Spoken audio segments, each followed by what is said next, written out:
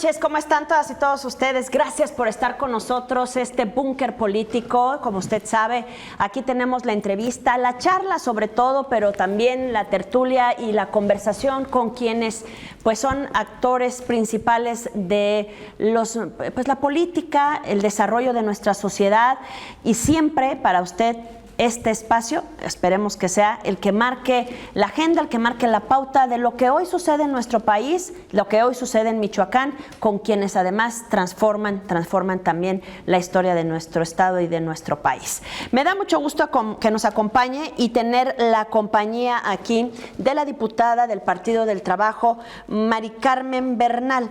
Ella ha estado trabajando arduamente sobre los temas de la reforma, esta reforma que hoy a todos me parece a mí, nos debe interesar, pues del punto A al punto Z, porque la reforma al Poder Judicial se ha convertido, me parece a mí, en el eje central de la discusión en México y evidentemente con todas las repercusiones que tiene. La saludo, primero las damas, como siempre. Diputada, gracias Mari Carmen por estar con nosotros. Es un placer que nos acompañes en este búnker.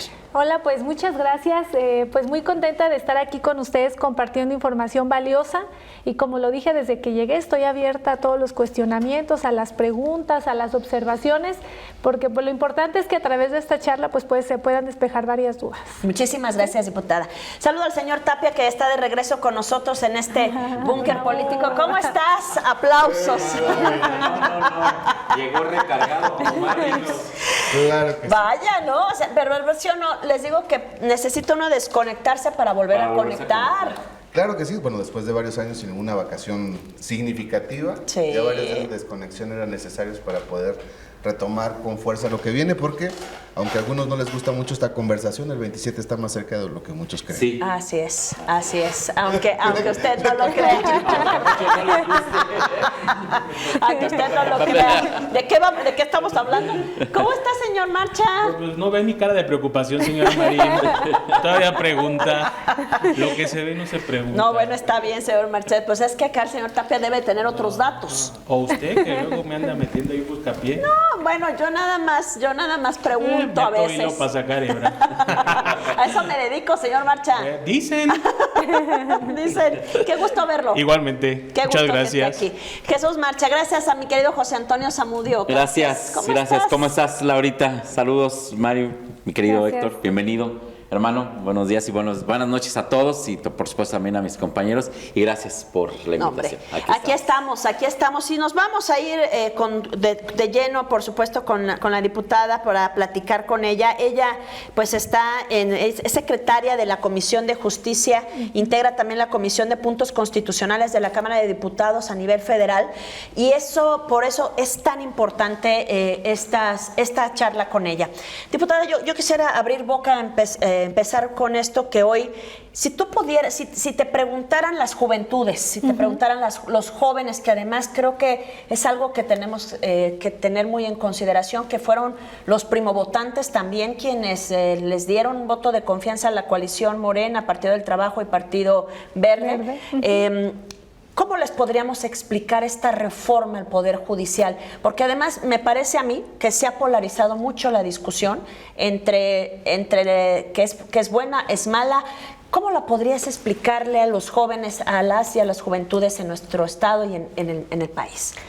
Bueno, pues la pregunta que haces es muy importante, porque efectivamente mucho del voto que nosotros recibimos este 2 de junio pues vienen de las juventudes, precisamente porque cada instituto político que representaba la coalición pues se ha preocupado por tener un acercamiento con los jóvenes, en el caso del Partido del Trabajo, en el caso de Morena, que ellos están impulsando mucho un relevo generacional, y que precisamente este relevo generacional viene informando, porque quien no conoce su historia está condenado o condenada a repetirla. Entonces, yo en este proceso electoral lo comento porque además viene a colación. Tuve el apoyo de un número importante de jóvenes de la región oriente. A mí me sorprendía cómo ellos generaban actividades tratando de que más jóvenes como ellos se interesaran en estos temas, porque hay una constante. A los jóvenes no les gusta la política, no les interesa, independientemente de que ellos sepan que ellos van a ser quienes van a cargar con el peso de la nación en unos años, pues ellos están en otros temas. Sin embargo, pues a mí me gusta cómo algunos institutos políticos están impulsando este cambio generacional, que es importante porque de pronto siempre vemos las mismas caras en los procesos electorales diferentes, siempre, si no es un cargo es el otro. Digo, también a mí me toca esa parte y la asumo con responsabilidad. Pero mucho de eso sucede porque hay muy poco interés en el mundo de la política por parte de los jóvenes. Las acciones afirmativas que les vienen dando voz y espacio a los jóvenes también han ayudado bastantes. Por ejemplo, yo en un foro, estuve en el foro de Veracruz y al lado mío se sentó una mujer muy joven que le dije, oye, me llama mucho la atención, ¿cuántos años tienes? No, pues yo tengo 21 años. Bien jovencita. Ajá, joven, y está estudiando en la universidad y me dice, bueno, ¿tienes algún cargo? Sí, acabo de, por acción afirmativa, por un cargo de representación por la vía de Morena, pues soy diputada pluri, ¿no? Entonces, acción afirmativa significa que las acciones afirmativas sí están funcionando. Ella muy contenta, estaba en el foro de la reforma al Poder Judicial, eso me dio mucho gusto. Le digo, bueno, ¿y qué piensas hacer con tus estudios? Me dice, estoy esperando mis horarios de la universidad para ver cómo puedo empatar, porque no va a dejar su carrera profesional, para ver cómo puedo empatar pues mis estudios con mi actividad. Yo ya tuve la oportunidad de ser diputada local, le dije, no vas a tener ningún problema y seguramente sí vas a poder terminar tus estudios y desempeñar tu función, ¿no? Entonces, a mí me da mucho gusto ver ese tipo de caras, ver ese tipo de situaciones. ¿Y por qué? Porque los jóvenes son, no son el futuro, son el presente, pero son quienes seguramente en unos años van a tomar las decisiones más importantes de nuestro país. ¿Cómo les explicaría, Mari Carmen, la reforma al Poder Judicial? Nuestro Estado mexicano se divide para su mejor funcionamiento en tres poderes: el Ejecutivo, el Legislativo y el Judicial. El Ejecutivo, representado por la presidenta electa, presidente y después presidenta; el Legislativo, Cámara de Diputados, Cámara de Senadores; y el Judicial por la Suprema Corte de Justicia de la Nación. Si los dos poderes del Estado mexicano, Ejecutivo y Legislativo, son elegidos por el pueblo, ¿por qué el Poder Judicial no? Porque de pronto hay una confusión. ¿Qué estamos haciendo en esta reforma? Solamente ciertos cargos del Poder Judicial van a ser por el voto popular. No todos. Por ejemplo, ahorita que comentabas fuera del aire que los trabajadores al servicio del Poder Judicial Federal estaban preocupados. Son los que menos se deberían de preocupar, porque ellos pues se les sigue respetando su espacio, se les sigue respetando su lugar, sus derechos laborales no se les van a tocar, ellos continúan como hasta ahora, a menos que un secretario proyectista, que de pronto son los que realizan verdaderamente las sentencias, son quienes les hacen la chamba a los jueces o a los magistrados. Ellos pueden aspirar porque tienen todo el conocimiento. Entonces, lo que es el Poder Judicial, lo voy a decir con mucha franqueza, sinceridad, y espero que nadie se moleste, es que hay una especie de mafia. Ahí está el juez, el hijo, el primo, el hermano, siempre hay una línea consanguínea. A menos que seas muy brillante, tienes la oportunidad de acceder a uno de esos espacios. Entonces, estas son dentro de las cosas que se encontraron dentro del Poder Judicial. Antes, y quiero aquí hacer una aclaración, quiero comentar, al Poder Judicial se le dio la oportunidad de que ellos hicieran su propia reforma. Se les exhortó desde el Legislativo, desde el Ejecutivo, les comentamos que ocupábamos una reforma al Poder Judicial. Sí. Incluso porque hay muchas cosas que no están bien al interior del Poder Judicial. Así como no había muchas cosas que estaban bien dentro del Ejecutivo Federal y dentro del Legislativo, que todos lo sabemos, los peores calificados a nivel nacional éramos los diputados, los policías y los diputados por el ciudadano éramos la escoria de la sociedad, ¿no? Sí. Quedábamos en último lugar. Bueno, así como hay cosas no tan buenas dentro del Poder Legislativo y Ejecutivo, también el Poder Judicial. Solamente que era un poder que no era tocado por absolutamente nadie. Es más, tú hasta hace algunos meses, porque ahorita yo creo que con todo lo que está pasando, la gente ya más o menos sabe qué es el Poder Judicial, más o menos cuál es su función, quiénes lo representan, pero hasta hace unos meses la gente te decía, pues no sé, pues el Poder Judicial, los judiciales que detuvieron a... Sí, o sea, porque la gente así lo relacionaba, ¿no? Pero no, ahora que ya más o menos ha salido la reforma en medios, que hay quienes nos hemos ocupado de ir a foros, a municipios, a comunidades, a colonias, ya van comprendiendo de qué va. Mi campaña versó sobre las reformas constitucionales y yo llegaba a una comunidad, a una localidad, les explicaba, era como una clase y la gente se quedaba sorprendida, ¿no? Entonces, Yo creo que muy bien, los jóvenes lo van a tomar muy bien, pero sí es importante darles antecedentes. Como dice nuestro presidente, sin texto no hay contexto. Ok. Déjame ir a una pausa rápidamente, mi querido amigo, y regresamos enseguida. Antes de que se vaya mi querido José Antonio Zamudio, no se me vaya usted, regresamos rapidito.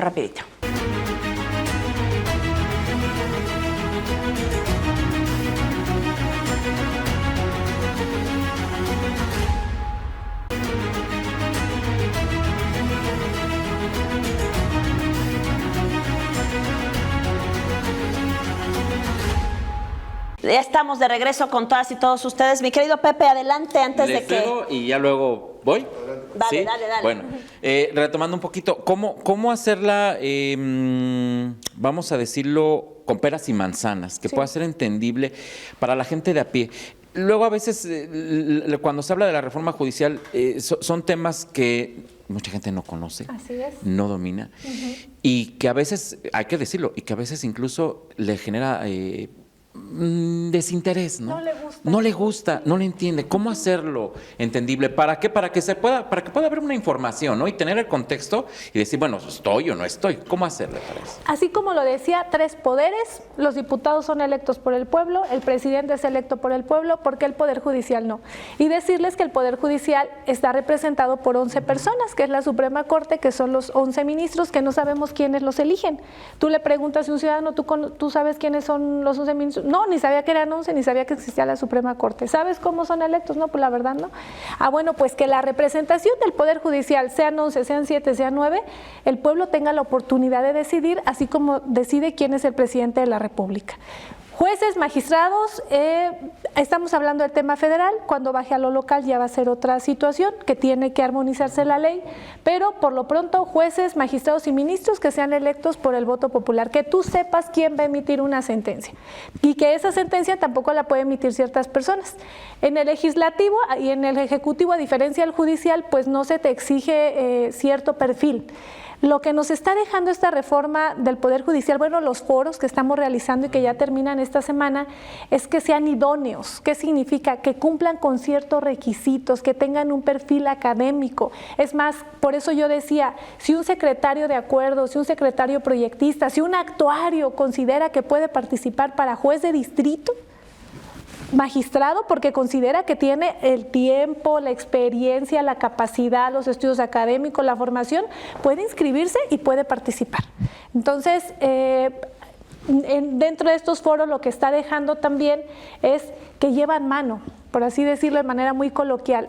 Va a ser prioritario que los trabajadores al servicio del Poder Judicial puedan ser elegidos como candidatos, ellos antes que otras personas. O sea, la gente, el propio, los que están abajo de los magistrados y de los... por supuesto, puede participar. Es más, un abogado litigante que diga, yo no estoy dentro del Poder Judicial, pero yo aspiro, porque considero que tengo la capacidad, me puedo inscribir. Pero también un secretario proyectista, también un secretario de acuerdo. Es más, el mismo juez se puede inscribir para ser magistrado, es más, ministro de la Suprema Corte de Justicia de la Nación. Perfecto. Y justamente para dimensionar, diputada, nos está explicando que es parte de lo que se está planteando, que es llevar a la elección a algunas de estas posiciones dentro del Poder Judicial. Pero vamos a dimensionar entonces a la gente. Yo he escuchado alguna serie de discusiones que se han llevado en torno a esto, pero hay que decirle a la gente, si estamos partiendo desde aquí, ¿qué es lo que originó la reforma al Poder Judicial? ¿Por qué es tan importante llevar a cabo esta reforma? No solamente es decir, es porque queremos que se elijan ministros, magistrados, es por qué. ¿Por qué llegar a esta determinación? Hay fallas. ¿Cuáles son las fallas? Yo lo que observo es de que pues, históricamente hay un reclamo, y a partir del abandono, de que realmente no ha habido una impartición de justicia acorde a lo que realmente exige la gente. La gente tiene gran desencanto, en cierto sentido, en el mismo entramado de las instituciones, producto de que observa de que no hay justicia. Esto es lo que yo creo y lo resumo de esa manera. Pero tú, ¿qué le explicarías a la gente para poder dimensionar del por qué. ¿Por qué surge la propuesta? Exactamente. Cuando hablábamos y decían que había mucha inquietud y que había opiniones encontradas, pues no es cosa menor, no es para menos. Estamos hablando de prácticamente yo me atrevería a decir, de la refundación del poder, o sea, que vuelvan a ser el Poder Judicial, que se vuelve estructural. Es enorme la reestructura, entonces, ¿no? Es una cosa menor, por eso tenemos que entender el contexto histórico y político y jurídico en el que nos encontramos, pero el origen es muy sencillo, por los temas de corrupción, por los temas de impunidad, porque hay una mafia dentro del Poder Judicial, lo tenemos que aceptar. Yo soy abogada de profesión, a mí me hubiese encantado estar dentro de las filas del Poder Judicial. Antes de ocupar mi primer cargo público, yo participé en los concursos del Poder Judicial, por eso los conozco y puedo hablar de varias cosas. Entonces, ¿qué lo origina? La corrupción. Tuvimos durante los últimos años en nuestro país, la justicia se volvió clasista. Era un privilegio acceder a la justicia. Tenemos un número importante de personas que hasta el momento no se les ha dictado sentencia. Más de 88,000 personas, que están por lo menos, sí. ¿Porque no tienen dinero, diputada? Porque no tienen los recursos económicos, porque además hay mucha corrupción al interior. Solamente avanzan los asuntos o se dictaminan los asuntos, se resuelven los asuntos de quien tiene los recursos económicos, quien tiene influencias políticas. Ponía yo el ejemplo de Murillo Karam, o sea, Murillo Karam ya ahorita está bajo arraigo domiciliario, está pasando la prisión en su casa, cuando él debería de estar precisamente en la cárcel esperando como cualquier otro reo su sentencia, pero él le resolvieron en menos de un año. ¿Y cuántas mujeres y hombres tenemos en prisión donde ni siquiera le han podido dar una resolución ni condenatoria ni absolutoria? Por eso hablo de que la justicia en nuestro país se volvió un privilegio para cierto sector social. Quien menos tiene, ahí está esperando una sentencia. Más de 88,000 personas están en prisión, en donde todavía no saben su situación jurídica. Y quiero darles otro dato. Más de la mitad de esas 88,000 personas son mujeres. Todavía nos encontramos hasta en esos temas en una brecha disparidad es enorme. Completamente, o sea, todavía la brecha de desigualdad hasta en esos temas ni siquiera la hemos podido distribuir. Si no tienes para un buen abogado, las defensorías de oficio que a nivel federal dependen del Poder Judicial, aquí en Michoacán dependen del Ejecutivo, pero a nivel federal del Poder Judicial pues no se dan abasto. ¿Qué tenemos que hacer para que una defensor o defensora de oficio haga bien su trabajo? Probablemente generarle condiciones, contratar más personal para que puedan atender estos temas. ¿Cuántas personas de los pueblos originarios tenemos sin dictar una sentencia o con una sentencia condenatoria de manera injusta porque no tuvieron un traductor, porque no tuvieron un procedimiento justo? Entonces, y nos decía Jesús Marcha, platiqué con él días pasados, decía, y al final resulta que sale absuelto y le dicen, usted disculpe, nos equivocamos, ¿no? Cuando estuvo 3, 4, si bien les va, hasta 5 años perdidos ahí en prisión. Por eso surge la propuesta de la reforma al Poder Judicial, y lo voy a decir. Cuando entra Arturo Saldívar, perdón, ya le ando cambiando el nombre por estar. Ya eres Jesús Saldívar. Magistrado, ¿cómo está? Ministro. Cuando él es presidente de la Suprema Corte, empieza a destapar muchas cosas y él desde dentro empieza a intentar hacer cambios sin modificar a la ley. Incluso se elabora una propuesta de reforma que en el legislativo la oposición rechazó. Entonces, porque es sabido por todos que el Poder Judicial tiene contubernio con la oposición en nuestro país, pues ahora en pleno proceso electoral, la presidenta del Poder Judicial, que no debió nunca hacerlo, Norma Piña, pues se reúne con el líder del PRI a nivel nacional, Alito Moreno, se reúne con Marco Cortés en una colonia muy encumbrada en la Ciudad de México, cuando ella pues no puede hacer eso, ya tiene que mantener una posición neutral. Nosotros sabemos desde el legislativo que no, porque la oposición siempre va, en cualquier reforma que nosotros aprobamos, siempre va, promueve acciones de inconstitucionalidad, controversias constitucionales, y casualmente siempre proceden. Entonces hay un contubernio, por eso la necesidad de que haya una reforma. Insisto, se le pidió al Poder Judicial que elaborara su propia reforma porque nadie mejor que ellos se conocen, y bueno, no hubo mucho éxito.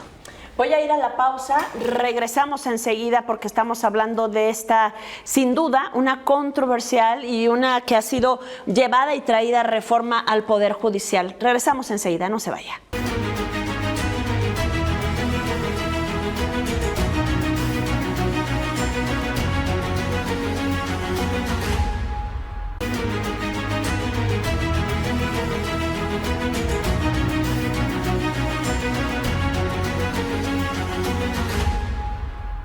Estamos de regreso en este búnker político para todas y todos ustedes, hablando con la diputada federal del Partido del Trabajo, la diputada Mari Carmen Bernal, que bueno, como usted sabe, también, y si no sabe, yo se lo informo, está ahorita en el Congreso de la Unión, pero también es diputada reelecta, la ciudadanía del distrito Cabecera Zitácuaro de nuestro estado de Michoacán. Pero además, con esta responsabilidad, diputada, yo te quiero decir que no ha sido un tema sencillo, y yo creo que es importante que lo hablemos pues así, ¿no? De una manera en la cual se puede escuchar lo que está sucediendo. Señor Marcha, adelante, por favor. Diputada, esta reforma, o lo que motiva la reforma en gran medida, dices, son las evidencias de corrupción en el Poder Judicial. ¿Cabe la corrupción en un espacio, en un poder donde los sueldos son estratosféricos?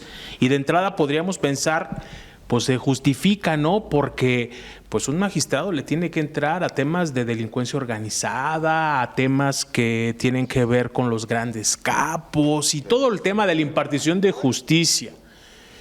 Podríamos justificar, ¿no? Pues están expuestos a... Oye, pero los periodistas, defensores de derechos humanos y activistas en todos los rubros, pues estamos también expuestos a y no tenemos ese salario. Así es, esos salarios. Bueno, pues quiero comentarte que en el 2019 nosotros hicimos una reforma a nivel federal que tenía que ver con el tema de la austeridad republicana. No sé si recuerden ustedes cuando el presidente impulsa que nadie podía ganar más que el presidente de la República, y él pone un tope, y él se pone como sueldo hasta 101,000 pesos mensuales. Y de ahí en fuera se vinieron haciendo ajustes a secretarios de Estado federal. Nosotros hicimos ajustes. Nosotros renunciamos desde el primer año a más de 8,000 millones de pesos en el Poder Legislativo, en la Cámara de Diputados. Y bueno, ¿qué hizo el Poder Judicial? Ahorita que tocas el tema, se ampararon, pero ellos fueron juez y parte, porque pues ¿quién resuelve el amparo? Pues el Poder Judicial, ¿no? Ellos mismos se presentaron una acción de inconstitucionalidad en contra de esta ley para no someterse al plan de austeridad. ¿Qué viene pasando en el interior del Poder Judicial? Hay un despilfarro de recursos económicos, hay un abuso del poder impresionante, yo me atrevería a decir más que en los otros poderes, pero como era un poder, no quiero decir oscuro, porque tampoco es la palabra, que nadie volteaba a ver un poder, pues que no. Es que además ni siquiera los conocías. No decían sabías. los magistrados y te, Sí. o sea, Las era vacas sagradas. Exactamente, Sí, ¿no? algo ¿no? Así con su Que cuando citaron una conferencia de prensa aquí en Michoacán dijimos, ¡ay, sí existe! sí existe. Son terrenales. Son terrenales. Ajá. Sí. Porque por mucho tiempo se les estuvo viendo que era un poder que no se tocaba, incluso durante el primer periodo del presidente Andrés Manuel no se tocó. Ellos dijeron, somos un poder, gozamos de autonomía, ya nos presentamos y la Corte nos resuelve que es inconstitucional tu ley, entonces no nos vamos a someter. Y es aquí donde se empieza a visibilizar lo que gana un ministro de la Suprema Corte. Yo les decía que no sé si sabía la población que un ministro gana de 500 a 700,000 pesos mensuales. Así, Dios. su sueldo es lo que gana un ministro de la Suprema Corte, que tienen vehículos, ellos se cambian los vehículos 2 veces durante su periodo. Imagínate, si cada 2 años tienen acceso a vehículos hasta por 6 millones de pesos. Cuando ellos dejan de ser ministros, y duran en su encargo 15 años. Cuando dejan de ser ministros, tienen derecho a un bono de hasta 15 millones de pesos. No sé si sepan ustedes. Pues yo también me voy a huelga si me van a quitar Por todo supuesto, eso, ¿no? Y una pensión vitalicia, porque no tiene temporalidad, de hasta 400,000 pesos mensuales. Y cuando tú te vas, aparte que te llevas tu bono, se llevan los últimos vehículos que compraron durante los últimos 2 años, se los pueden llevar. Entonces, todo esto es a cargo del erario público, todo esto es a cargo del pueblo, entonces es una falta de respeto para el pueblo. Y con un sistema de justicia lento, tardío, que no es obsoleto, eficiente, ajá. que no corresponde a lo que nos cuesta. Por esto que nos dices. Lo que Oye, comentabas. diputada, a ver, las comparaciones son muy malas, pero valdría la pena contextualizar. Háblame del poder que conoces, el Poder Legislativo. El Poder ¿Cuánto Legislativo? gana un diputado federal y cuánto gana un diputado local? Digo, las cifras del hace 6 años que estuviste ahí, porque creo que esto nos va a dar un poco de contexto y nos va a ubicar en el aquí y ahora. Y no contempla la inflación.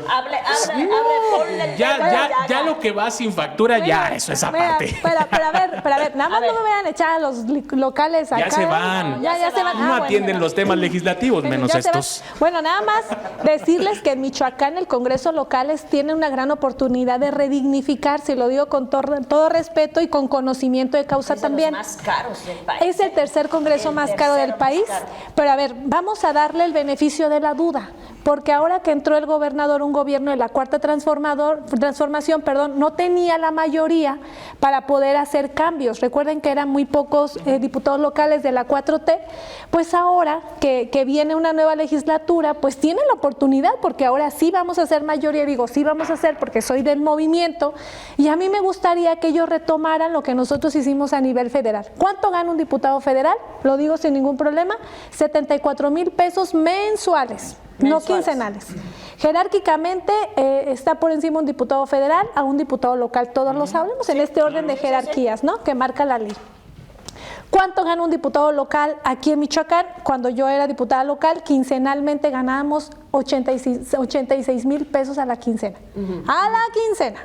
Sí, o sea, casi es el doble. Más de 170,000 pesos, si no me fallan mis cuentas, al mes, ¿no? Así es, hace dos. Sí, Hace dos legislaturas. Ahorita yo creo que andan más elevados. Por eso se lo pelean hasta se sacan los ojos y se pican el ombligo, diputada. con razón. Imagínate nomás. Tenemos la oportunidad, y son solamente 40, se tiene la oportunidad de que se bajen el sueldo, porque incluso ellos ahorita en este momento ganan hasta más que el presidente de la República.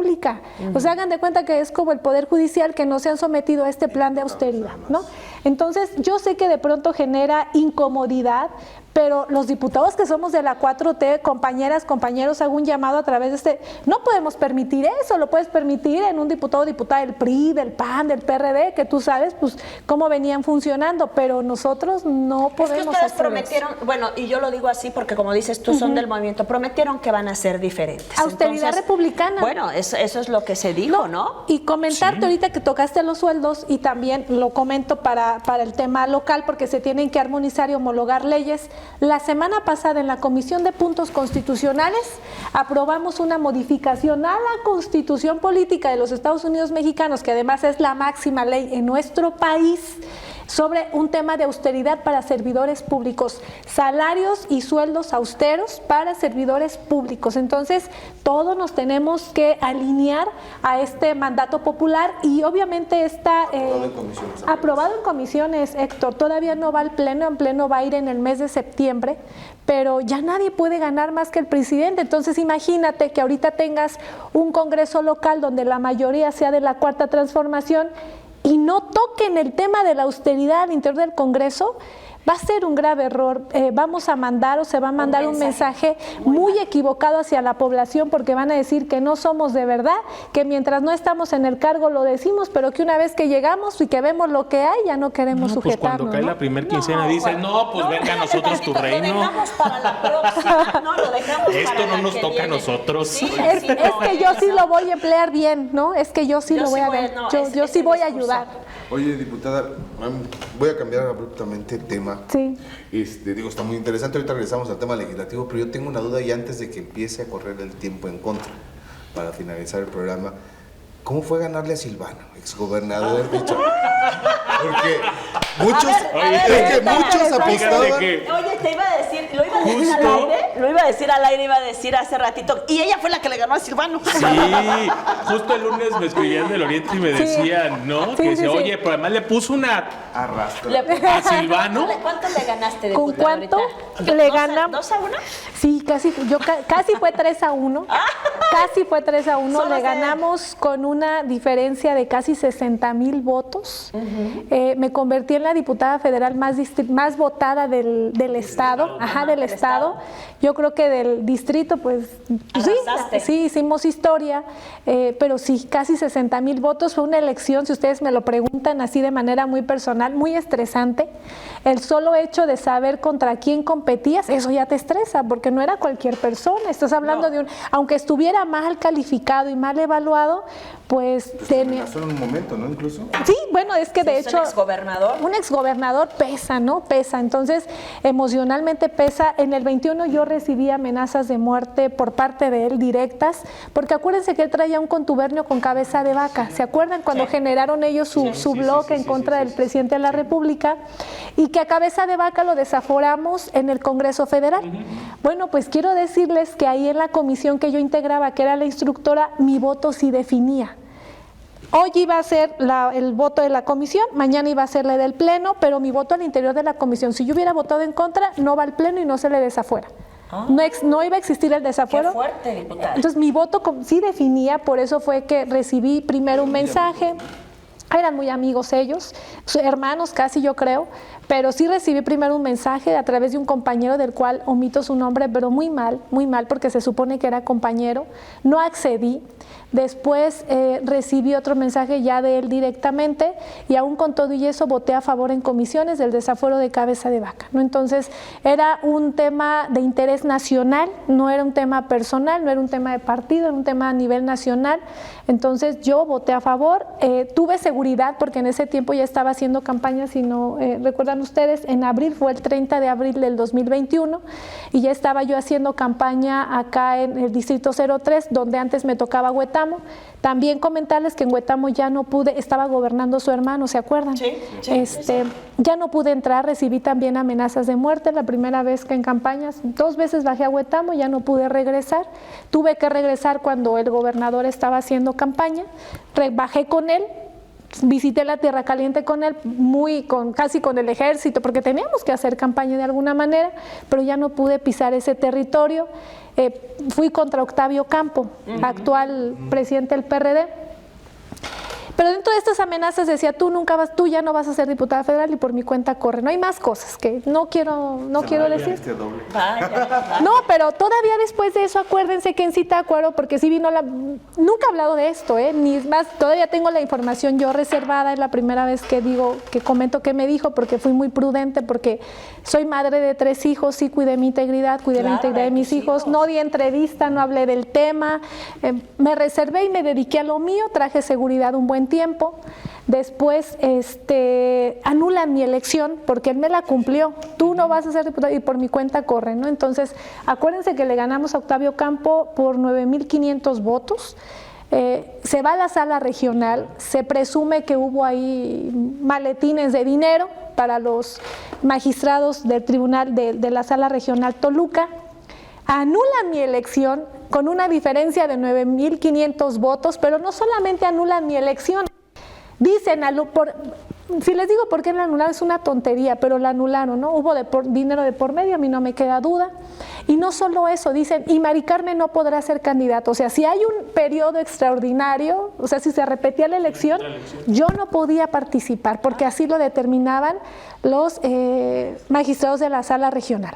Entonces, yo presento un recurso de reconsideración, se va a la sala superior y ahí es donde me devuelven el triunfo. Oye, qué interesante. ¿Sí? Pareciera que ellos se la quieren aplicar al dirimbo. Bueno, ahí va otro más o tema. menos la historia dice como que esta ya la escuché. Como Pero- que me suena. Entonces, imagínense pasar ese proceso en el Y 21. ahora ganarle 3-1. Y ahora en el 24 me dicen que va a ser mi contrincante y viendo, la verdad es que fueron ríos de recursos económicos los que despilfarró. Tiempo le faltó para dar dinero, de verdad, no quisiera que fuera un señalamiento directo, pero estuvo muy fuerte, muy poderosa en términos económicos y bueno. Bueno, al final del día, el electorado de este distrito pues mandó un mensaje muy claro. Y Otorgó voto de castigo. sí, y bueno, creo que también a nivel nacional. Pues, Ese es uno. Déjame regresar un poco antes de irnos al tema de la reforma y meterle un poquito. Déjame jugar al abogado del diablo. Primero voy a la pausa y regreso enseguidita.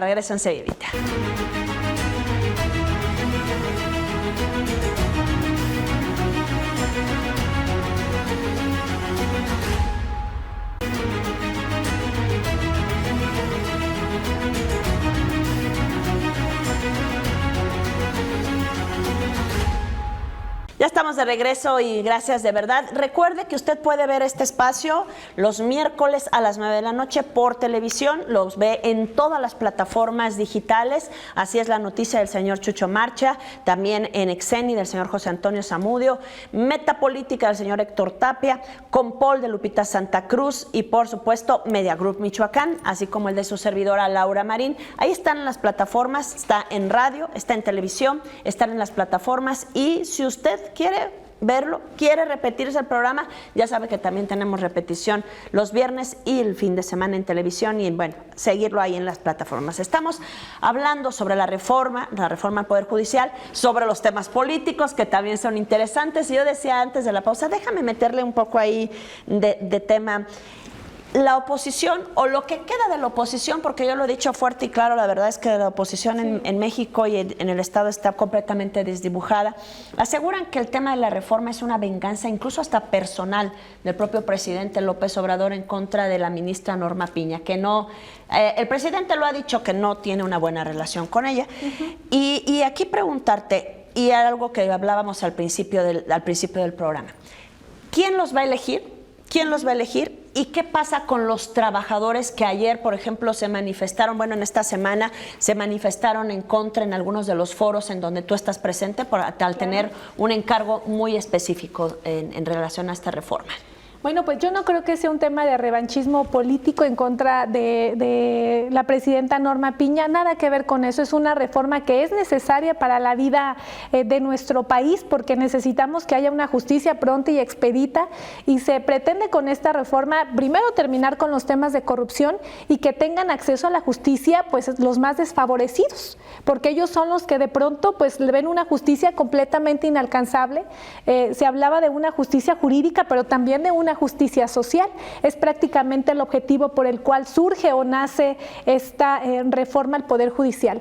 Yo creo que este argumento lo ha tomado la ministra y lo ha tomado la oposición como bandera por un tema hasta de género, si tú quieres ver, porque yo de pronto vi que le querían dar como esa connotación, sin embargo no ha funcionado, no les ha funcionado porque ahorita que tú hablas, que comentaste que una oposición o lo que queda de la oposición, yo también coincido contigo, es porque la oposición no ha terminado de entender al pueblo de México. Por eso está tan chiquita, tan están disminuida. Fuera de contexto, ellos siguen viviendo como en su burbuja. Yo cuando platico con ellos, los escucho porque pues tengo compañeras, compañeros, yo digo, no, es que están fuera de la realidad, o sea, ellos viven en otro mundo. Yo siempre sostuve, incluso lo debatí mucho tiempo en comisiones y lo debatía con ellos, con la oposición, porque de pronto los argumentos que exponían a mí no me cuadraban y yo les decía, es que hay dos Méxicos. Aquí en México hay dos Méxicos, porque ellos decían, ellos estaban en contra de que se tomaran algunas. Hay quien dice que no se han hecho cosas en temas de seguridad, yo puedo decir que sí, que de pronto no se digan hasta por mismos temas de seguridad es diferente, ¿no? Pero cuando tocábamos ese tema en específico, ellos se asustaban y se enojaban y a ver, es que ustedes viven en otro México, porque yo sostengo que hay dos Méxicos. El México de los cafés de Polanco, donde se la viven ustedes, porque ahí se la viven y desde allá hacen política, es la verdad, ¿no? Sobre todo los diputados pluris, pues no van a buscar el voto. Y el México donde vivimos las mayorías, en donde la gente está contenta. Si te subes a la combi, si te andas en la... No, la gente, si ve un agente de la Guardia Nacional en la esquina, está feliz. Se siente segura. Bueno, donde yo vivo se siente segura, no será por los temas de inseguridad. ¿A qué me refiero? Que el tema de seguridad sí es importante para la gente y ellos dicen, no hay justicia en México, no hay seguridad en México, pero cuando se toman acciones se asustan, ¿no? Por este tema que yo les decía, es que hay dos Méxicos, donde viven ustedes y donde vivimos nosotros. Entonces es algo que ellos no terminan de entender. No han escuchado al pueblo, no escuchan a la gente. El mismo presidente dice, yo quiero una oposición fuerte, a ver, vamos a formar. Él mismo les lanza mensajes de cómo deberían de ser como oposición, pero no lo hacen porque creo que ellos se quedaron en el pasado. Ellos quieren que regrese lo que los mexicanos ya no queremos, que es la corrupción, que es el chantaje, que es todo esto feo que tenía la política, y el mexicano, el ciudadano de a pie, no lo quiere. Dice, no, yo ya no quiero eso, yo estoy bien como estoy, creo que vamos bien, hacen falta cosas, pero todavía le seguimos dando el beneficio de la duda a este movimiento de transformación. Es lo que yo percibo en la gente, ¿no? A lo mejor no todo está bien, claro, porque la gente te lo dice, pero voy a seguir creyendo para ver si esto se soluciona, ¿no? Diputada, esta reforma al Poder Judicial sale con la legislatura actual, la van a heredar a la legislatura siguiente de la cual vas a formar parte o cómo estamos en tiempos. Qué pregunta tan interesante, ¿eh? Porque viene lo siguiente. A ver, el presidente presentó 18 reformas constitucionales el 5 de febrero, incluida la reforma al Poder Judicial. ¿Qué estamos haciendo en este mes de agosto? La Comisión de Puntos Constitucionales, donde además el Movimiento de Transformación tenemos mayoría. En comisiones vamos a sacar todos los dictámenes, los vamos a aprobar, ¿sí? Incluso hay unos dictámenes que los está aprobando el PRI, el PAN, nosotros, o sea, hay algunos que no va a haber mucho debate porque hay consensos. En el de reforma al Poder Judicial sabemos que no, pero va a salir el dictamen. ¿Qué pretendemos? Tener los dictámenes listos para que el 1 de septiembre, que venga la nueva legislatura, aprobemos lo más que podamos durante ese mes de septiembre. Estos dictámenes de agosto no los podemos pasar a esta legislatura porque acuérdense que en el Pleno no tenemos la mayoría. Es correcto. Sí lo tenemos en comisiones, más no en el Pleno, ya no en el salón. Ajá. ¿Y qué pretendemos? Pues sacarlo en comisiones, ir avanzando, es como avanzar, y en el mes de septiembre sacar lo que más se pueda. La reforma al Poder Judicial en septiembre se aprueba.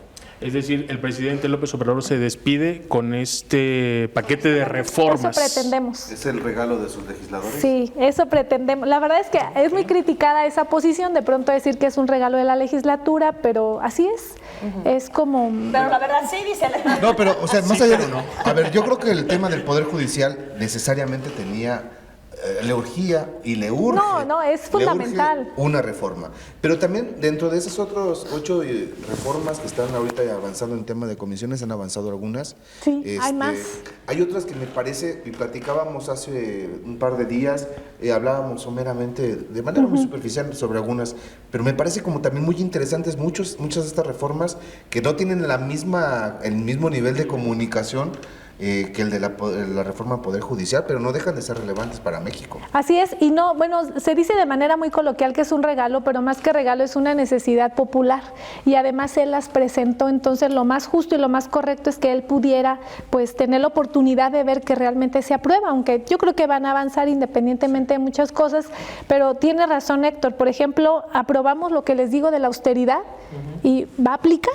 ¿Y por qué? Y muchas las tenemos que aprobar en septiembre también, porque viene el presupuesto en noviembre. Sí. Entonces, estamos haciendo varias modificaciones constitucionales, que tienen que ver con presupuesto y que los tenemos que tener contempladas para el presupuesto de noviembre que aprobemos.